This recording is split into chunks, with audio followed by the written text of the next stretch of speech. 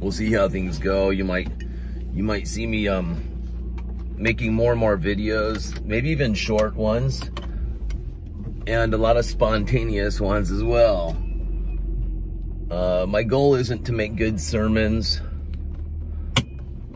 My goal is to just communicate to you and share with you and what God shares with me, and to let you know, because a lot of you don't think God communicates with you. How come I can't hear his voice? How come he doesn't talk to me? Or you might even think that I'm somebody special, and you might think that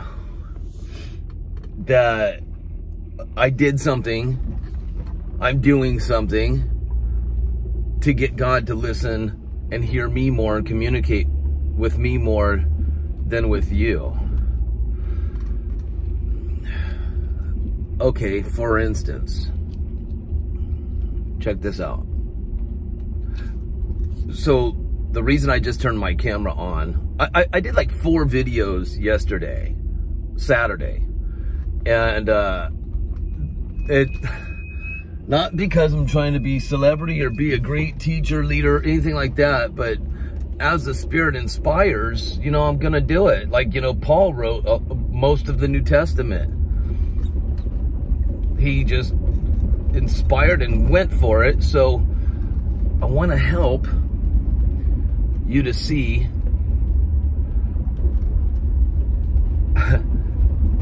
how God communicates with you in different ways if you choose to pay attention, to tune in, hearing him. See, your hearing is what causes you to see things clearly. I've been saying this year. 2020, and I know it's such a stupid sounding pun, 2020 vision. You know, 2020 vision, that's what we say here, America. You have 2020 vision, you have really great vision. You can see clearly physically. But what about your spiritual vision? The way you perceive things. The way you understand the wisdom that God is gifting you with. Are you taking it, meditating on it, chewing the cud of what God gives you? Chewing the cud is something that an animal will do.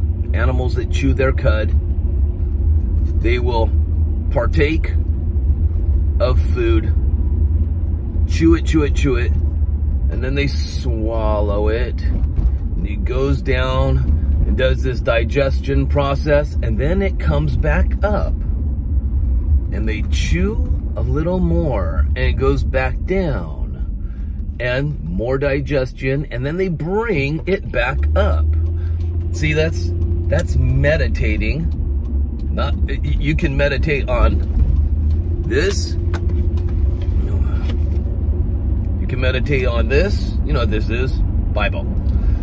You can meditate on his word.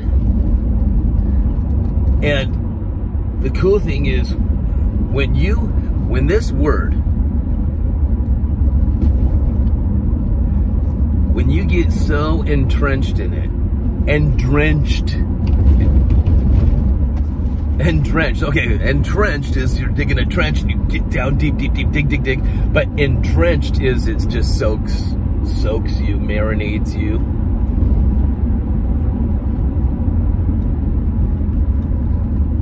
Even sometimes when you're in the Word and you're not understanding what you're reading, you are partaking of it like that animal. You are chewing it.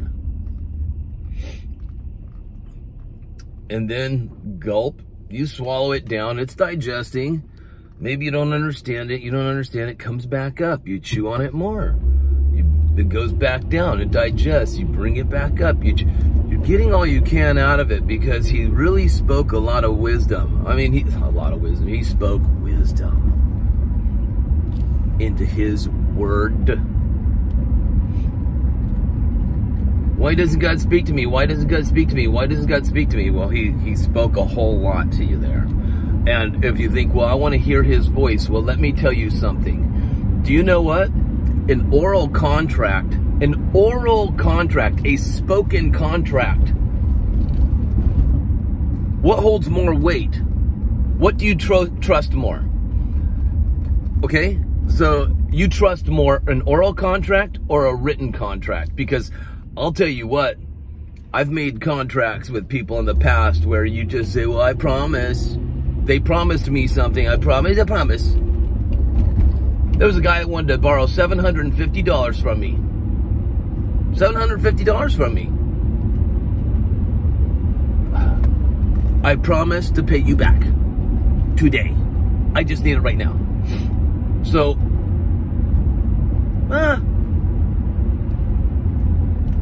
give him the $750. He just made an oral contract. I pretty promise. But he did not sign that. He did not have it notarized. It was not a written contract, a written word. And I never saw that dude again. I never saw that dude again. He was a friend of a friend. I'll help my buddy's buddy out. You know what I'm saying? So if you are relying more on hearing an outward voice or something, let me tell you, he wrote a contract for you, and that is trustworthy. And there's so many words in that contract, in that book. There's so much to it. If you think he's not speaking to you and you don't think that you can take that today and have him speak to you, well, I don't know what to tell you, because that's how he speaks to me. But then he also shows me things. He speaks to me this way. Watch. Watch. And listen, this is not a brag about me session. Not at all. You're going to get it. You're going to see what the Lord does. This is really, really cool. Okay, watch. So before I got in my car, I walked out of my home. And I had a trash bag in my hands because the trash was full. So if I see the trash is full, I've got roommates. Oh, okay, the trash can's full. I hope they dump it. No. I'm up early. They're asleep. I see the trash is full. I take it, pull it out of the trash can.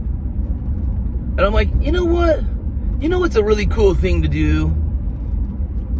It's really cool to take a couple trash bags and put them at the bottom of that trash can, and then take another trash bag and put it over it, because, you know, you take the trash bag out of the trash can, you tie it, and then you think, oh, I got to go reach for another trash bag. Oh, look at that.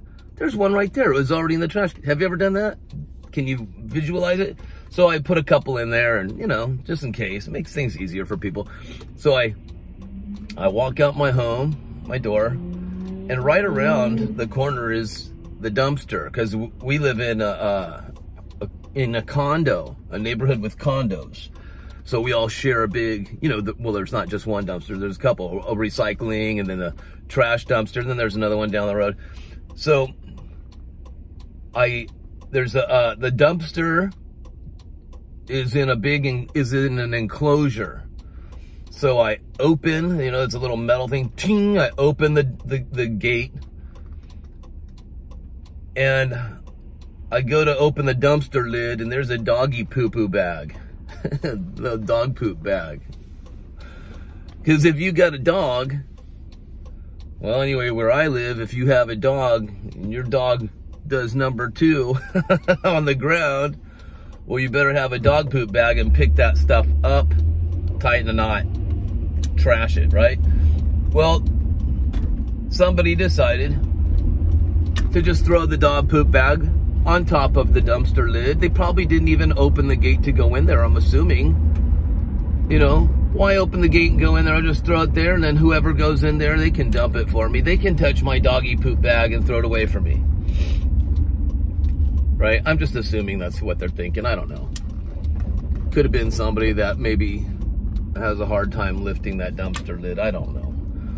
We can only assume, you know, but instead of hating on the person, You know, which, by the way, I can't stand it. I can't stand that.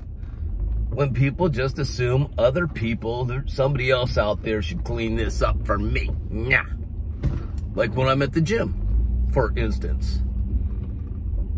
I go to the gym, and all the time, I'm about to go work out right now, all the time, some person, they get their weights, you know, they want to use these weights. So they get them, they load up these weights on a weight bar or on a machine or whatever. And when they're done using them, they walk away. They leave it all there. Somebody go clean that up for me. I'm entitled. I pay to come to this gym. Other people can clean it up. So then let's say it's a leg machine, a leg press. And some dude, because he's got super duper kneecaps that can handle this and joints and all that, he sticks 10 plates and he puts all these plates on the leg machine and it doesn't even do the weights properly. Here's his 2 legs, and when he has all these weights to impress everybody, you know, he bends his knees barely and presses it. Dude, you're not even working out your muscles. You're working to bust your kneecaps or blow out a tendon or something. You know, so the knucklehead, the knucklehead thinking, hey, wretched knucklehead. That's a buddy of mine here on YouTube. I love you, man. So this guy with the knucklehead thinking walks away and leaves all his stuff on the machine. Thinking, I pay here, I come here, somebody can clean my stuff. I gotta go do my next exercise.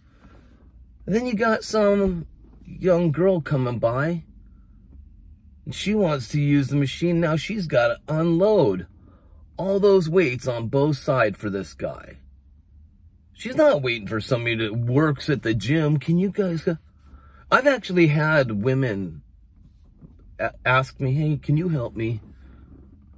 Sure, and I go over there, you know, and I help them unrack the weights so that I don't have to, you know, some stuff is really heavy. Some of these weights are like 45-pound plates, you know, and for some people, that's like half their weight. Little 90-pound girl, that's half her body weight.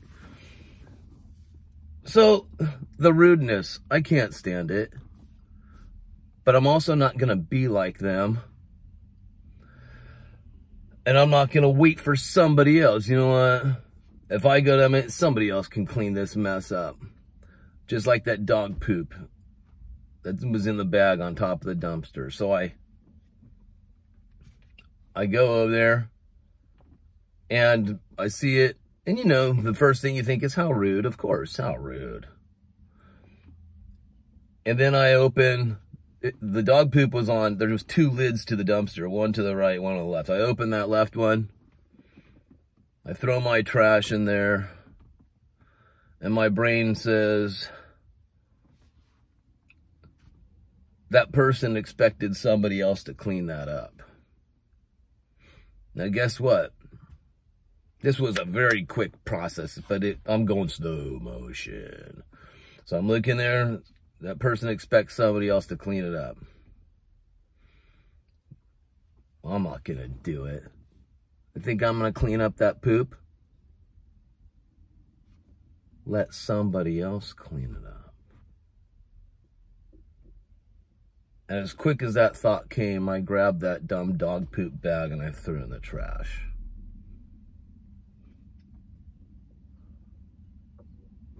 And I walked off, and it was the Lord in me that told me, throw it in the trash, dude.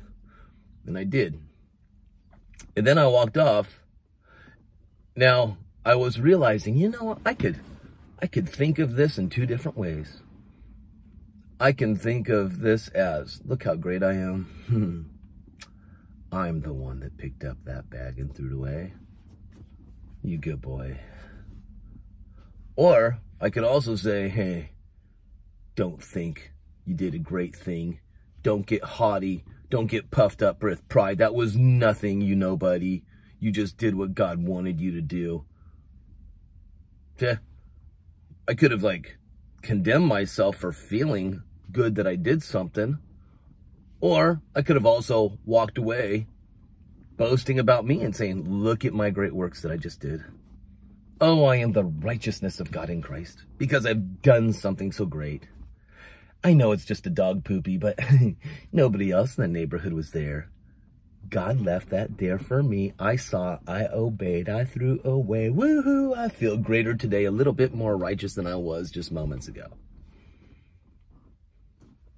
There's different ways that you could look at things, you know? But I wanted to share this, I guess, because, well, God wanted me to share it with you. I didn't prepare a sermon because it was so spontaneous. I didn't prepare, but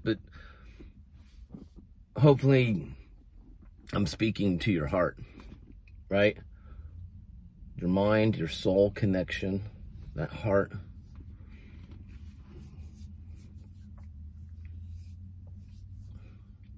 Just do it, you guys. There's a company out there that says just do it, right? Just do it.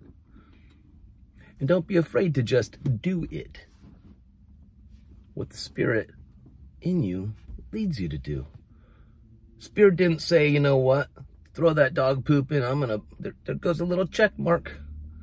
Ching, another point for you. But there's rewards in heaven. Forget that.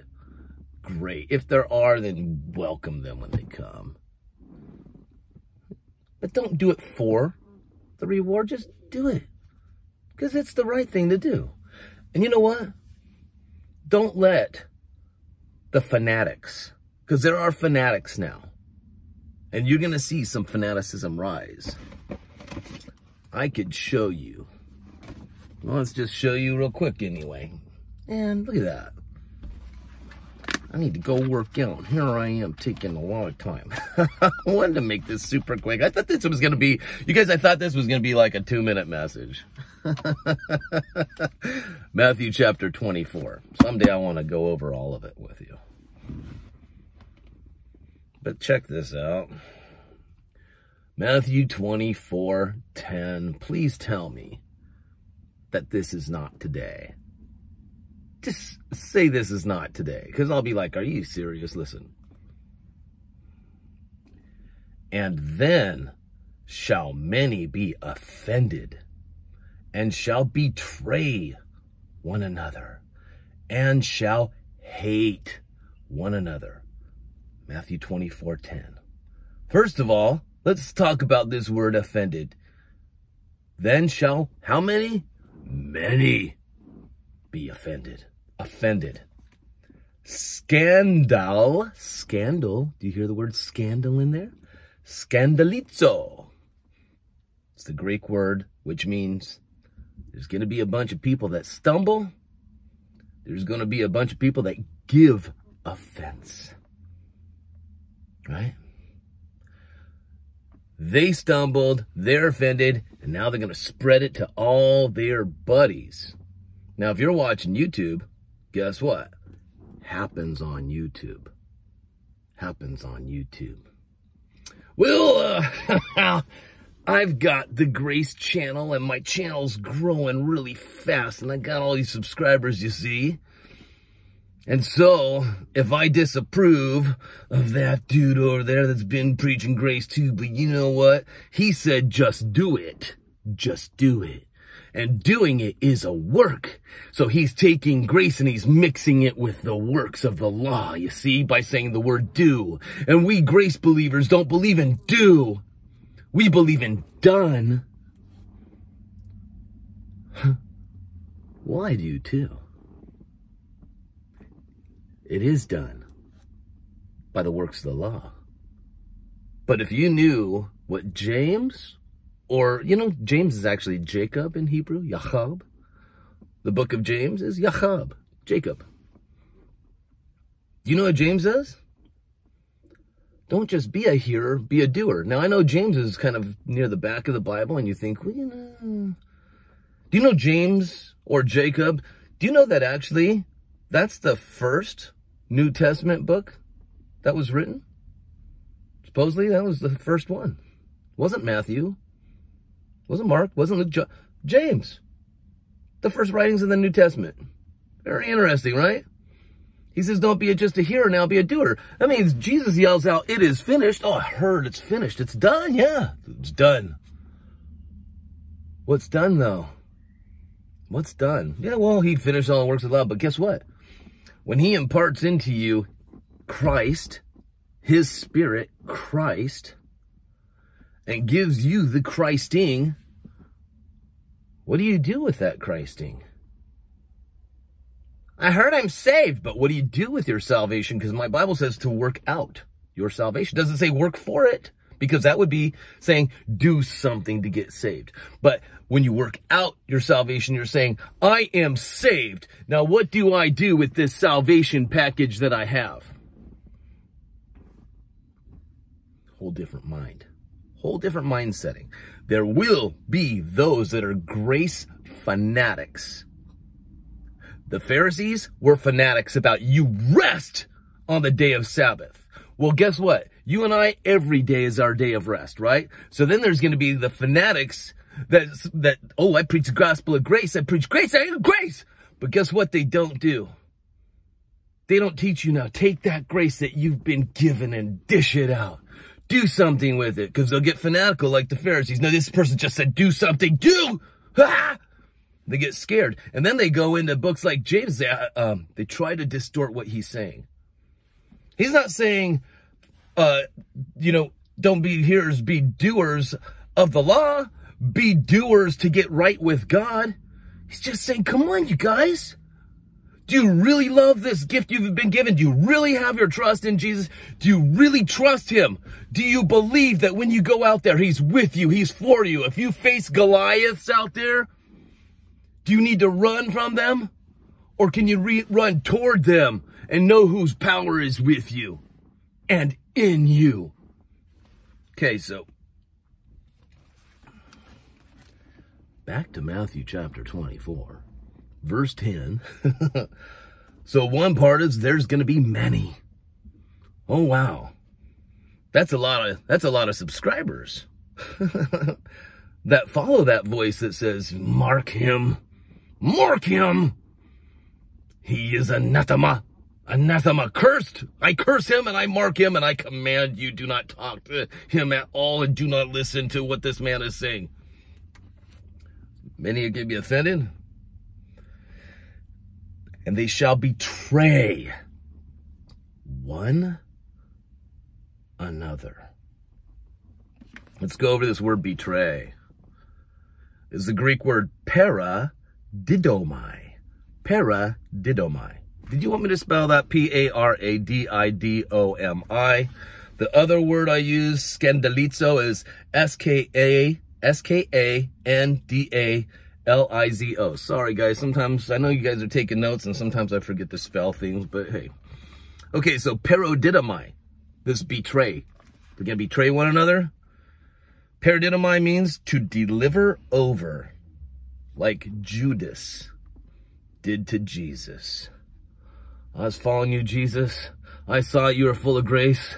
I loved your teaching. I loved this and that. But you know what? Oh, there was one thing you did that offended me.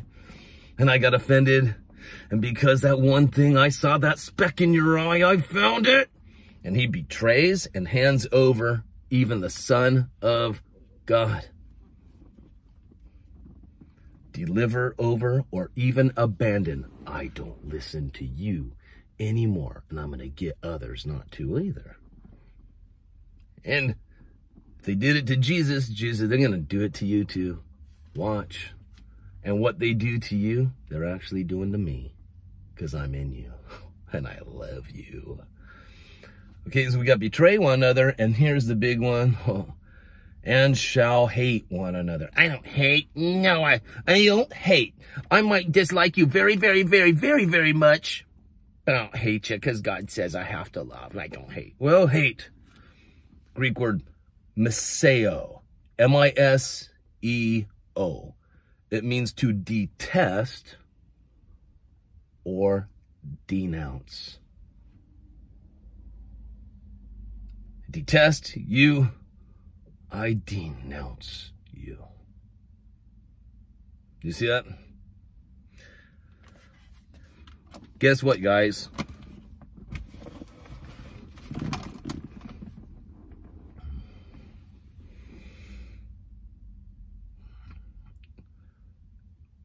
Someone like me that is founded on grace and knows that it is only by grace that I have been given this free gift of righteousness.